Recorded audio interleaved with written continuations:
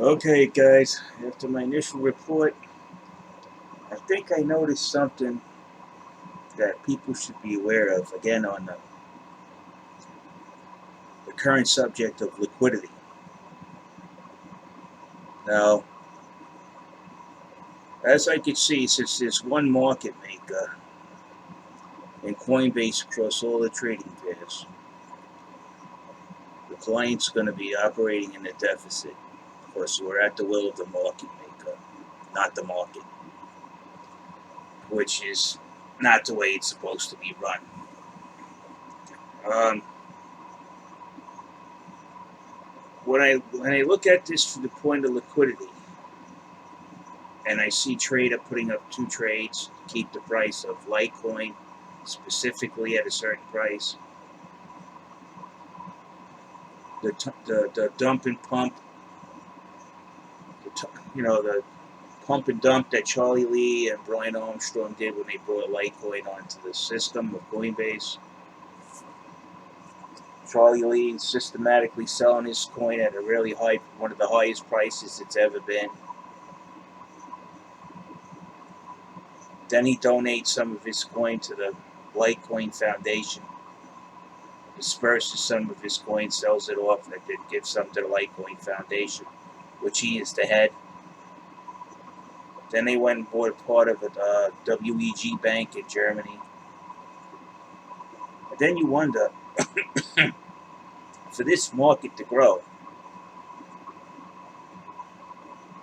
it needs capital to run. It needs market makers. And if they only have one market maker, Coinbase, providing all the liquidity across all the trading pairs, then you sit there, why would Charlie Lee go out and buy 10% of a bank?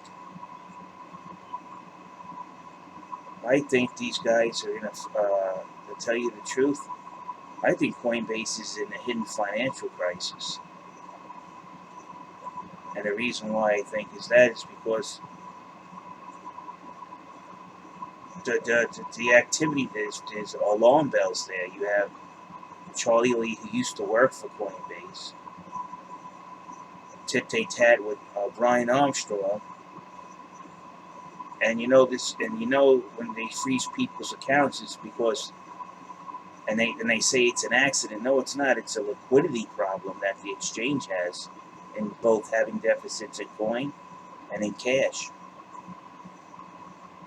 So the solution, it looks like to me, when Charlie Lee dumped all his coin at a high price and went in and bought a bank, they were basically going out and seeking a bank to deliver the kind of liquidity they need. Now, are they successful? No, I think not. Because after they bought the bank, what has really changed? You actually had accounts still frozen. So what this market is suffering from now, the thriving market in NASDAQ, 14 market makers on each security, stabilize the price. Even if you guys like these high volume up and down, you know, 10% up, 10% down. You like the volatility. Having maybe one or two more market makers, you'll still get that 10% or whatever, but it won't go contrary to the graphs, and it won't happen after some kind of weird activity, if you're catching my drift.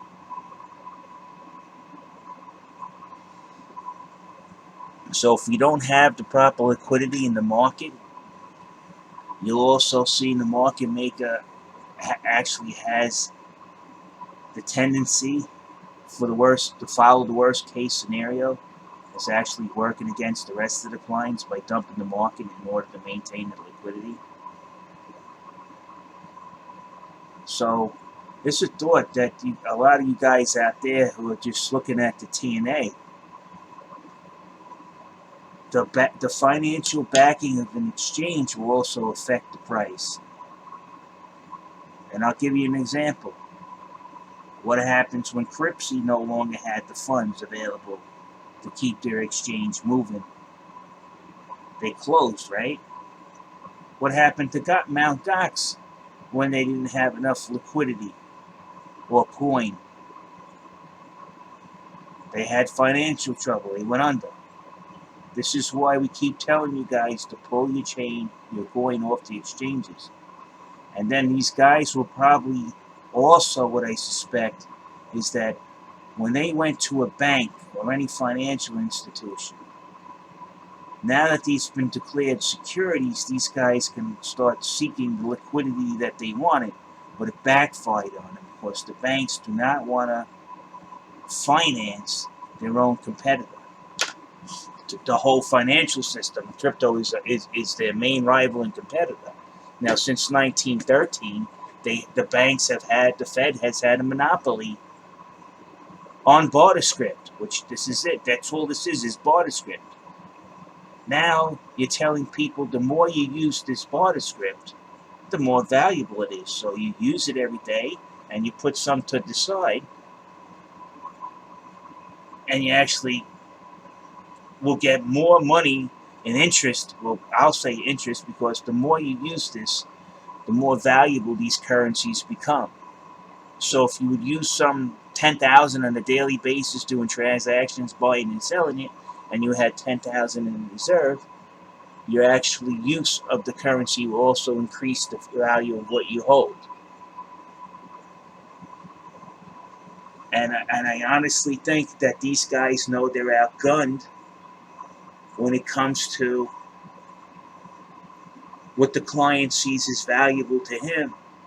Now, the bank who pays you 1% on, say, an interest-bearing checking account, which you use every day, business account, and then you turn around and see, well, I could use, if crypto gets adopted, I could use crypto, and the more I use crypto, whatever I hold in reserve becomes more valuable. So these guys know the writing on the wall. I'm telling you, there's something funny going on with the liquidity of these exchanges.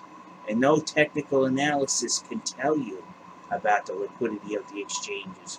Why is there a dump? I noticed that anomaly. Why is there a dump after 20,000 Bitcoin shorts are closed? Now, people are claiming those shorts, right? Now we have a problem. If people are claiming those shorts, let's look at the process of when you claim a short.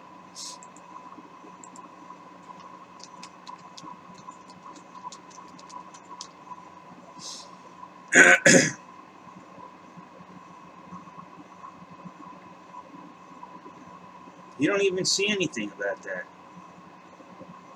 Okay, let's see if we could learn something together today. Okay, what does it mean to claim my position? This is Bitfinex.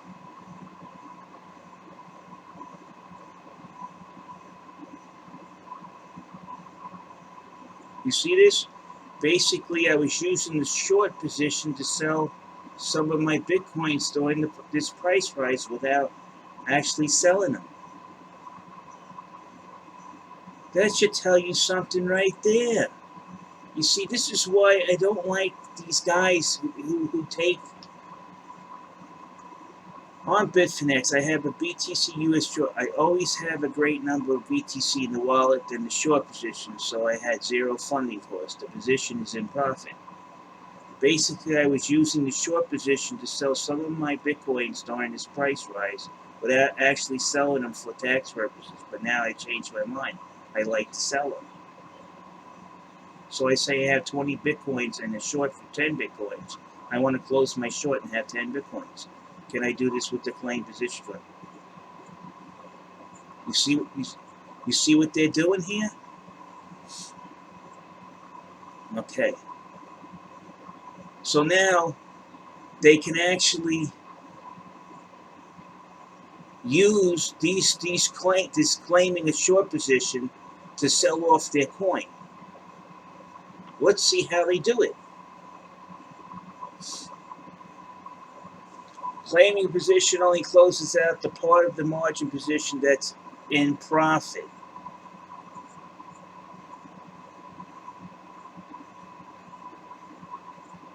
So right away, the position closed at the part of the margin position that's in profit.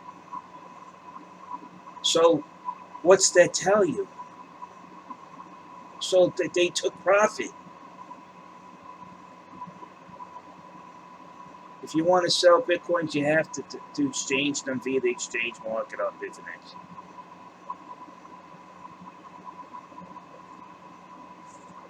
Set a margin buy for as a limit 10 Bitcoin on your margin trading account.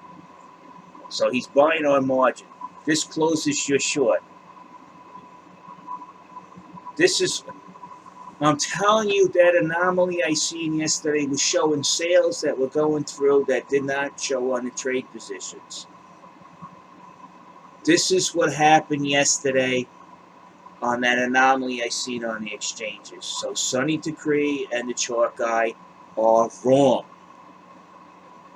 Because look, if you set a margin buy for as a limit of 10 Bitcoin on your margin trade account, this is why you've seen trading activity. All of a sudden, you see buy pressure going on Coinbase, and the buys were not being seen on the trading position.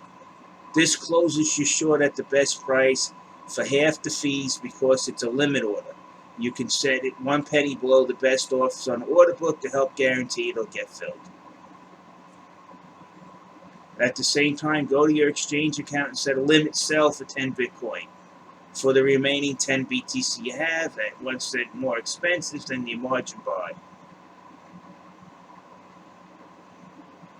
This is what happened yesterday. This is why the exchanges came into a standstill. You see what they did? A buy and a sell. They placed those margin orders at the same amounts. This is exactly what happened. Do not believe in these guys, Sonny Decree and the chart guy, because they didn't do their homework. They went in, they asked the exchanges, and the exchanges gave them a bullshit answer. This is why it looked like the exchange came to a complete halt, because you're setting a buy limit for 10 Bitcoin on your margin trading account, which is 10 coin to buy on margin, and then you have this guy selling the coin at 10. You get what just happened here? Now, this perfectly explains what happened to why the market suddenly stopped at 6 p.m. that day after they dropped those 20. They claimed those 20,000 Bitcoin shorts. You see how they closed out of position? Without no damage to themselves, but the market got screwed. It was basically brought trade into a halt because they have one order to buy on margin 10 Bitcoin, and they got another order at a limit order to sell the Bitcoin the same amount. That's why the market stood still. It was equalized doing this activity, the 20,000 BTC. Right? Both of these orders are limit orders and are subject to the 1% fee instead of the 2 for the market orders. You should be able to get both of them filled without moving them around.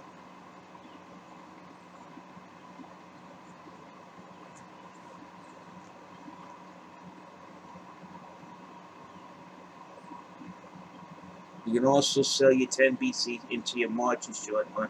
This is what happened yesterday. So there goes your mystery solved. It does affect the market if you're putting buys and sells up. Okay?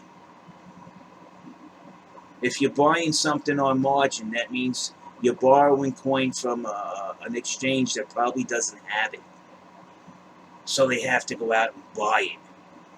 Hence, you see the activity, the buys going through. You see the green depth margin, the green depth on the buy side going down, and then you look across at the trades where the trade history is, and nothing's happening because they also have the sell set up on the opposite side, and this caused the market downturn yesterday. You see, guys, you You can't just pull up the exchange and say, when you claim your shorts, what happens? Oh, nothing. It doesn't affect the market because we have a buy and a sell offsetting each other. No, it does. It does. It does affect the market because they're going out and getting the coin on margin. They don't originally have the coin, so there has to be a trade. They have to buy it up before they sell it off. That's how they're telling you right here. These professional traders. They're telling you how it works. So that sell off, that closing of the shorts, did affect the market.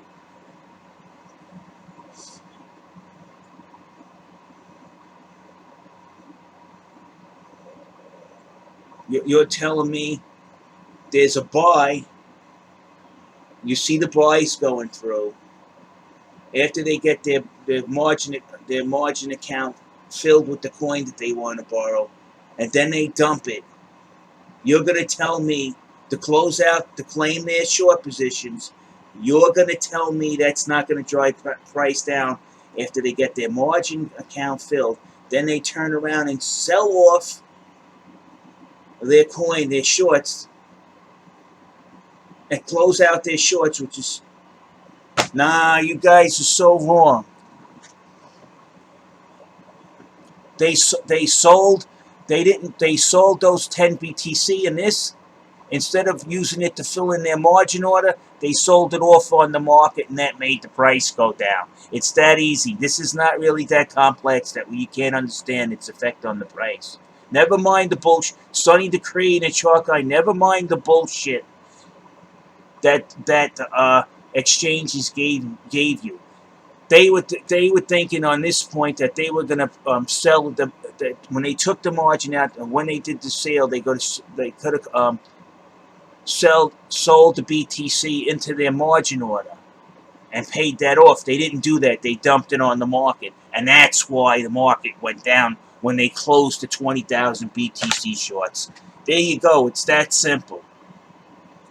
So all you had to do is read. Instead, you went over and called up the exchanges. I got a YouTube channel. I'm popular. Do you think they're going to tell you that there's a possibility that these people won't sell into their margin account to close their margin order that they had open in order to close out, to claim their shorts? They had another option, just directly dump it on the market, and they brought down the price, and that's what they chose to do rather than close their margin account.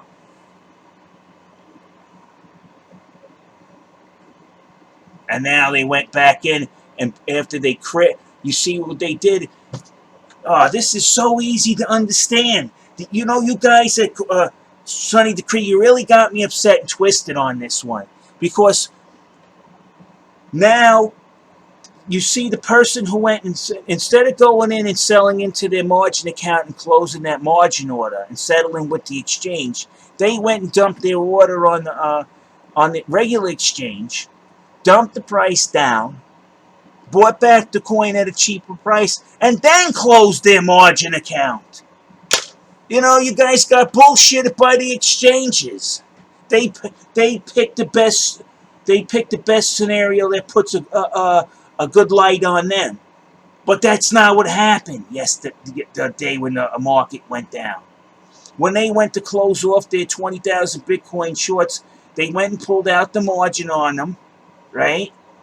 Borrowed them, but didn't take their own coin from the short order and sell it, their reserve, on the market to fill that margin order. Instead, they dumped it on the market, then went back and bought the coin, and then closed out their margin account. And they came back more the richer. They used an extra step to enrich themselves. And the exchanges are being less than honest with you guys. I don't know how you could take the word of any exchange on here when they won't even disclose what they actually hold in their cold wallet matches what their clients held in total. You don't have to be a rocket scientist to figure out this one. If you're claiming a position, right? You have to close your Bitcoin account. So what do? You got It's all here. Claiming position only closes out part of the market that's in profit, right? Why I may be wrong about the Pacific, how it works, it still isn't what you want. If you want to sell Bitcoin for dollars, you have to exchange them via the exchange market on Bitfinex. The best way to do listen, set a margin buy for a limit of 10 Bitcoin on your margin trading account. This closes you short as the best price for half the fees because of a limit, or you can set 1 penny below the order help rate. At the same time, you see, this is what he did. He took the 10 coin and he borrowed the 10 coin, and then he turned around and he used it to close the shorts. So that puts him flat. But at the same time, go to your exchange, set a limit sell for 10 Bitcoin for the remaining 10 BTC you have at 1 cent more expensive than your margin buy offer is. Both of these orders are limit orders, right? You should be able to get both of them filled without moving them around and try. You see what they did? But instead of closing off their when they dumped the 10 BTC on the market, the 20 whatever the BTC they had, to close themselves out, so they wouldn't get any financial damage. What they did is when they went to sell their 10 BTC, instead of closing off their margin short order, they went and dumped the BTC on the market they were using in this two-part thing. They dumped it on the exchanges, brought the price down, went in, bought the BTC at a lower price, and then went and closed their margin account. They made profit off the scam. Whoever was doing this, they took it a step further and they made profit. Plus, they brought the market down. Just read the directions. It's a very simple way just to one thing you have to change, and then you make money off your margin position as well as you just bought off of. There you go, people.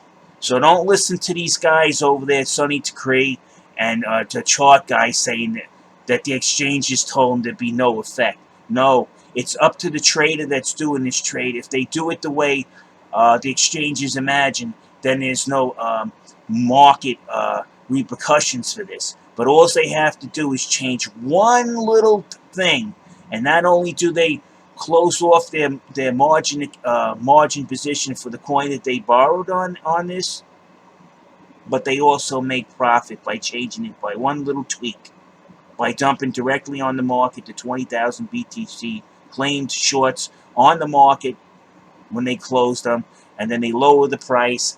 They buy the coin that they borrowed on margin in this scheme back at a lower price, pay it back, and make profit.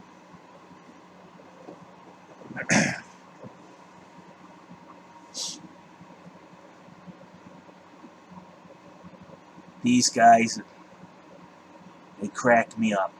They really cracked me up. They exchanges were being honest with you. They said, well, if you close out you claim your shorts, there's no effect on the market.